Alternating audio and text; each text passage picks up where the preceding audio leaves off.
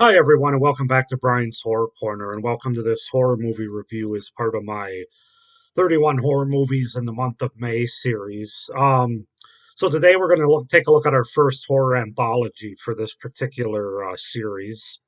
There'll be a few others throughout the course of the month, but a movie that I've been meaning to watch for a while now, and that is Tales from the Dark Side, the movie from 1990. So if you've been following my channel, you know a few months ago, I think it was 2 months ago, I reviewed the entire Tales from the Dark Side series, which ran in the 1980s, all four seasons of it. And so I thought it would be appropriate for me to now sort of transition within a few months to the movie here. So I actually hadn't seen this movie before, Tales from the Dark Side, the movie. So I was excited to check it out. And so, yeah, I'm just going to go ahead and review it, give you my thoughts. So we'll start with, as normal, with the setup and the premise, the cast, and then I'll get into my spoiler-free thoughts and review about the movie. So, Tales from the Dark Side, the movie, is a 1990 comedy, American horror anthology film directed by John Harrison and based on the anthology television series Tales from the Dark Side. The film depicts a kidnapped paperboy who tells three stories of horror to the suburban witch who is preparing to eat him. So basically, we have our wraparound story where the film opens with Betty, an affluent suburban housewife and modern day witch, played by Deborah Harry, planning a dinner party. The main dish is to be Timmy, the paper boy, a young boy whom she has captured and chained her up in her pantry. To stall her from stuffing and roasting him, the boy tells her three horror stories from a book she gave him titled Tales from the Dark Side. So there you go. That's sort of the setup and the premise. And then the movie has there's three stories, three different stories, not including the wraparound story. So just kind of go into it a little bit. The first story is called Lot 249. This is a Michael McDowell adaptation of Sir Arthur Conan Doyle's 1892 short story, Lot number 249. So it's about a graduate student who's been cheated by two classmates basically out of a prestigious award, and he's because he got framed for theft, and that ruined his chances of a particular scholarship. And so he seeks his revenge, and he does it by trying to reanimate a mummy that he purchases. He purchases like a sarcophagus, and so he tries to reanimate a he tries to reanimate a mummy to murder them both. Ooh, that's a mouthful there, I guess. So that's kind of the premise of the first story. And then the second story is entitled Cat from Hell. This is a George Romero adaptation of a Stephen King 1977 short story, The Cat from Hell. This is about a wealthy old man who's in a wheelchair. He basically hires a hitman to kill for a bizarre hire, and it's to kill this black cat that's hanging around his mansion. The old man believes that the cat is murderously evil and is out to get him, as he's already killed a few of his family members and friends. So that's the second story. And then the third story is entitled Lover's Vow. This is one about a struggling artist who lives in a studio apartment with a skylight through which a large stone gargoyle on the neighboring building peers down. Along the way, Preston stops to relieve himself in the well, he goes to a bar, and his agent lets him go because he's not doing well enough in his business. So he gets drunk at a bar, and um, the bartender, who's a friend of his, ends up walking him home, and then he sees a gargoyle and shoots at it. And I don't want to give too much more away than that because I got to be careful with that particular story because I could easily spoil stuff there. So those are the three premises: basically, mummy, black cat, gargoyle. In that order, that's basically your three villains here in these three stories to sum them up. So the cast, as far as the cast goes, I'm not going to give all the cast members because that would take like 20 minutes. We got Deborah Harry, who plays Betty the witch in the wraparound story. We got Matthew Lawrence, as Timmy the kid. In Lot 249, we have Steve Buscemi, Julianne Moore, and Christian Slater. That's definitely the most name recognized story. Cat from Hell, we got William Hickey, and David Johansen. Lover's Vow, we have James Remar, Ray Don Chong, and Robert Klein. So, um, oh, I don't think I gave you. So in Lot 249, Steve Buscemi plays Edward Bellingham, who's the guy that purchases the mummy, the sarcophagus. Julianne Moore plays Susan Smith, one of the ones that cheated him out of his scholarship, and Christian Slater plays her brother Andy Smith. William Hickey and Cat from Hell plays Drogon. David Johansen plays Halston. Lover's Vow, James Remar plays Preston. Ray Don Chong plays Carola, and Robert Klein plays Wyatt. So, whew, that's a mouthful just to get to. That's the thing about these anthology movies is you not only have to describe the movie, but you got to describe all the individual stories within the movie, and then there's usually like 100 cast members and some, not really, but so yeah, getting into my thoughts about this movie. So first of all, I want to say I thought it was interesting that two things, two interesting tidbits. One that I, of course, noticed is several of the cast members in this movie that were actually in Tales from the Dark Side episodes from the series in the 80s. Deborah Harry, she actually played a witch in one of the episodes in the series. I think it was one of the later seasons. Christian Slater, of course, as a younger kid, was in an episode. William Hickey was like a circus freak ringleader, was in an episode I remember. Um, there's probably more, but those three for sure I remember from episodes. So I thought that was really cool and really interesting to sort of use some of the same actors or actresses from the series for the movie.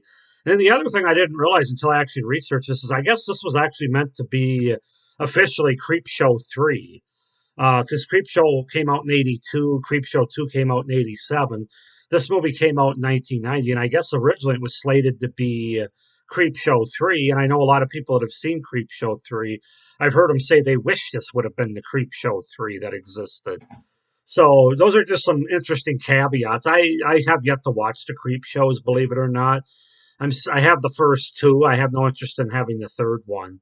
I plan on watching them later this year, probably with my Halloween October series, but we'll see. Anyway, those are just some caveats. So, getting into my pros and cons of what I thought about this movie, it's pretty good. It's a pretty good anthology movie. It really is, and you got to start with the practical effects and the makeup effects in the movie, which I thought were really good for the most part. I mean, there's a couple little things here and there that don't really age as well, but for the most part, it's all practical effects, and they really hold up well, pretty much throughout the movie. All the segments have good blood and gore, or decent blood and gore, I should say, and but they all have pretty good practical effects. Well, the first one and the third one have the best practical effects. The second one is one of the silly practical effects that you'll see in the movie. But I also thought the acting was pretty good for the most part, which you don't always get in these anthology movies. All three segments, especially, I thought that the acting was fairly good, at least from the leads in those segments, I'll say. So I wanted to bring that up for sure. It's a very well shot, edited, and really good cinematography throughout the movie and all the segments, especially. There's a really good use of lighting, especially in the second movie in the mansion with the black cat, and definitely the last story as well, and the alleyways having to do with the gargoyle and stuff. So yeah, really, really well shot, really good looking movie. The movie also has an efficient runtime. It's just over 90 minutes. I think it's 93 minutes. So it's an anthology movie that doesn't overstay its welcome.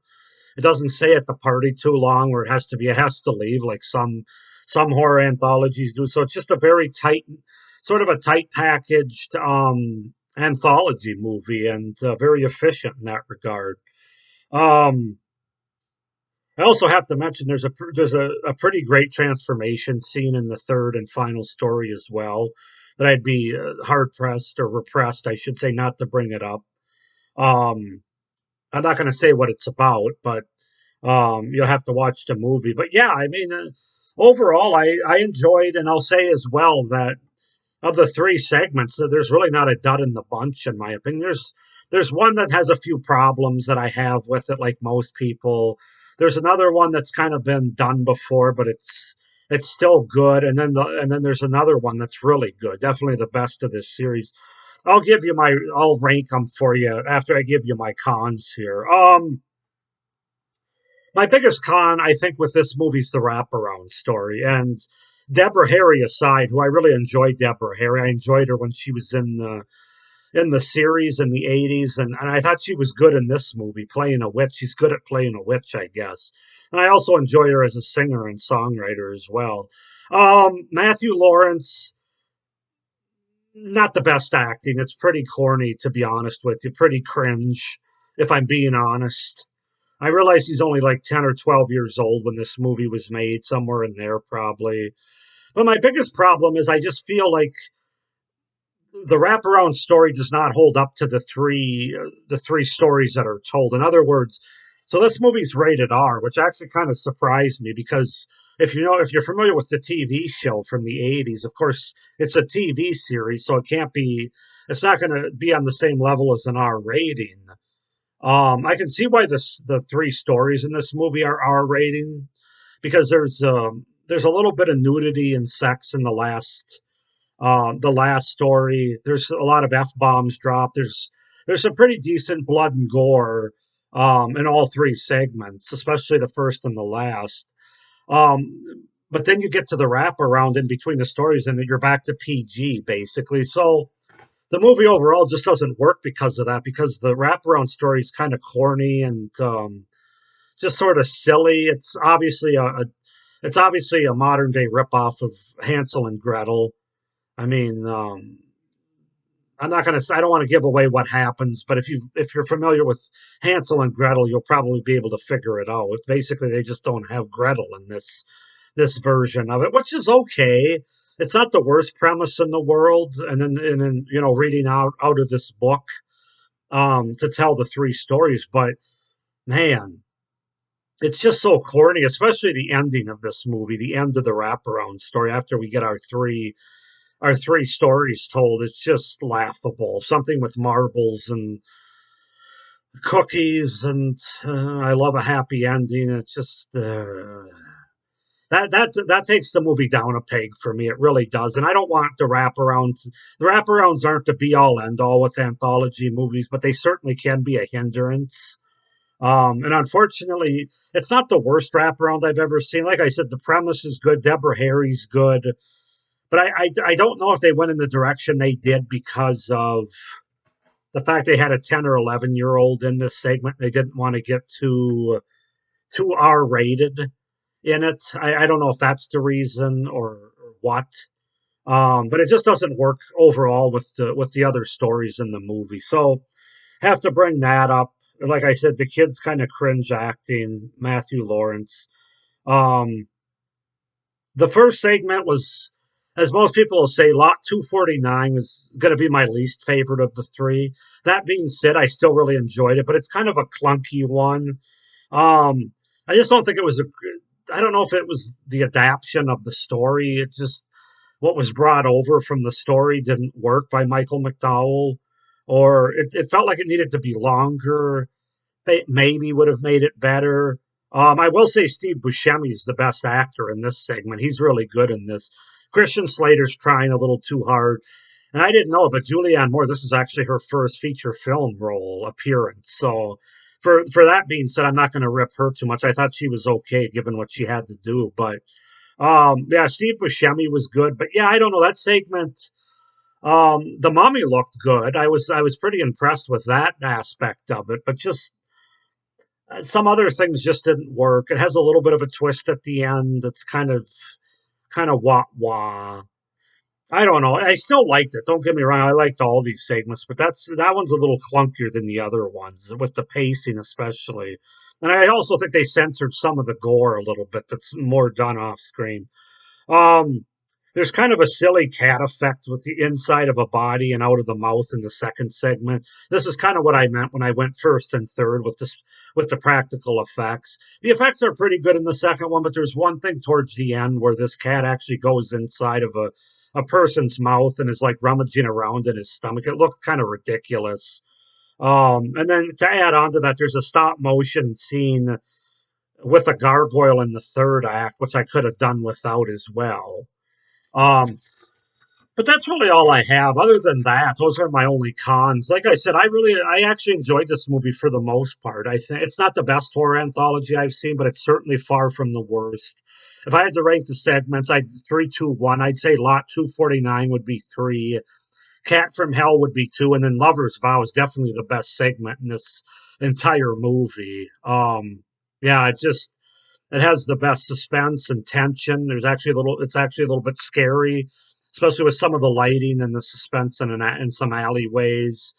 The look of the gargoyle is amazing. Practical effects wise, it's amazing. Um, great blood, great gore. And it's also got a great twist. The end of that story has a great twist. So that was easily the best. Cat from Hell is a really well acted with William Hickey, especially, and David Johansen. They do a really good job. Lover's Vow, James Remar and Ray Don Chung do a really good job. That's what I meant. The acting, other than the kid in the wraparound, is pretty good, and Christian Slater's a little over the top. But other than that, it's good throughout across the board. But the cat one kind of reminded me a little bit of something from The Uncanny, which is another horror anthology. I think an Amicus one from '77. No, it might not be Amicus, but it's from the late '70s. It kind of reminded me a little bit, but it's good. I still enjoyed it, but Lover's Vow is the best one. So, yeah, that's kind of my review on Tales from the Dark Side, the movie. A very good horror anthology that I'm glad to have in my collection. Go ahead and comment down below, guys, if you've seen Tales from the Dark Side, the movie from 1990, what your thoughts are on it, your favorite segment, least favorite segment, reasons why. I'd be curious to know. Please like this video and hit the little notification bell below so you don't miss any of my upcoming 31 horror movie series here in May. And please subscribe to my channel so you don't miss any of my great horror content throughout the rest of this year and beyond. So, yeah, thank you for watching and have a great day. Stay scared. Bye.